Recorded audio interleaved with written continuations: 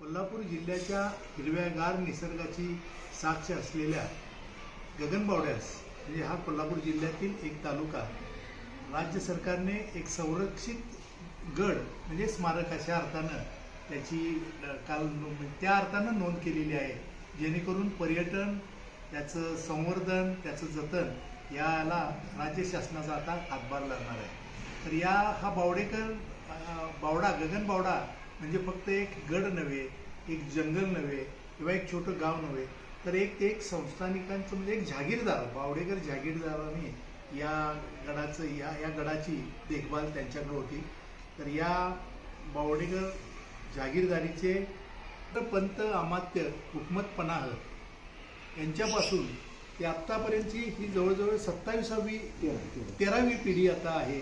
आणि त्या 13व्या पिढीतले नीलखंडराव उर्फ नीलराजे आता आपल्यासोबत आहेत. या घराण्याचा सगळा वारसा, त्या घराण्याचं जे काही अंतरंग आहे ते त्यांनी पाहिलेलं आहे.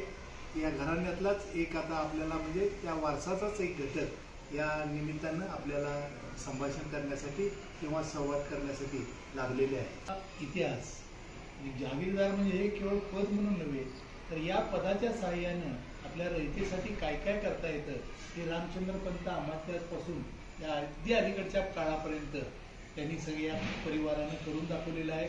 खूप आदराचं असं स्थान गगनबावडाकरच नव्हे तर कोल्हापूरकरांच्या या घराण्याबद्दल आहे.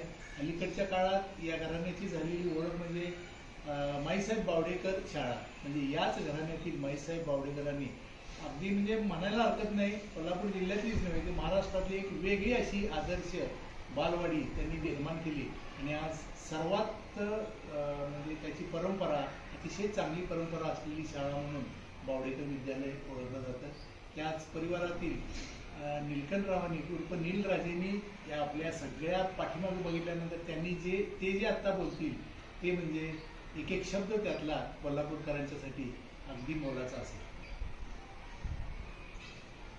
कालच राज्य शासनाने गगनगड याला राज्य संरक्षित स्मारक म्हणून मान्यता दिलेली आहे. ही अतिशय आनंदाची गोष्ट आहे.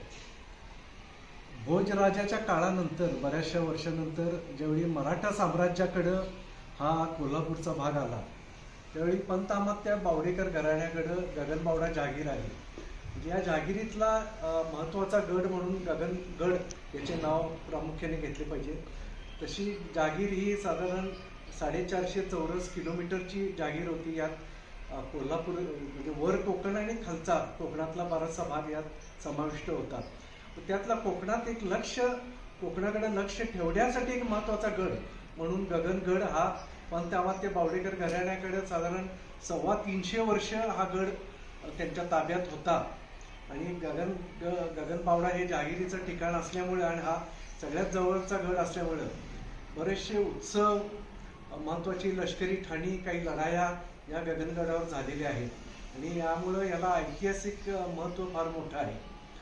ह्याच गडावरून जे कोकणाची निगा म्हणा किंवा इतर आजूबाजूच्या क्षेत्रावर निरीक्षण करता येत होतं, त्यामुळे ह्याला एक वेगळं महत्त्व आहे. आपल्याला माहीत आहे या गगनबावडा जागिरीच्या ठिकाणी पूर्वी मोठे मोठे उत्सव होत होते. जसे रामनवमीचे उत्सव होत होते, उगवाई देवीचा उत्सव होत होता, तसंच गगनगडावर गैबीचा एक उत्सव होत असे. आता तिथं गैबीचं स्थान सुद्धा आहे आणि गैबीला गलीफ चढवण्याचा पहिला मान पंत अमात्य बावडेकर घराण्याकडून पहिल्यापासून चालत आलेला आहे.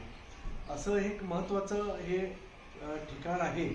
आणि एक महत्त्वाची गोष्ट म्हणजे ज्या रामचंद्र पंत अमात्यांनी ही जागीर निर्माण केली किंवा पहिले जागीरदार होते, तर त्यांचं सुद्धा पन्हाळ्याचं जे समाधी स्थान आहे हे राज्य संरक्षित स्मारक ह्यापूर्वीच महाराष्ट्र राज्य शासनाने जाहीर केलेलं आहे. आणि त्याबरोबरच आता हा गगनगड जाहीर होतोय.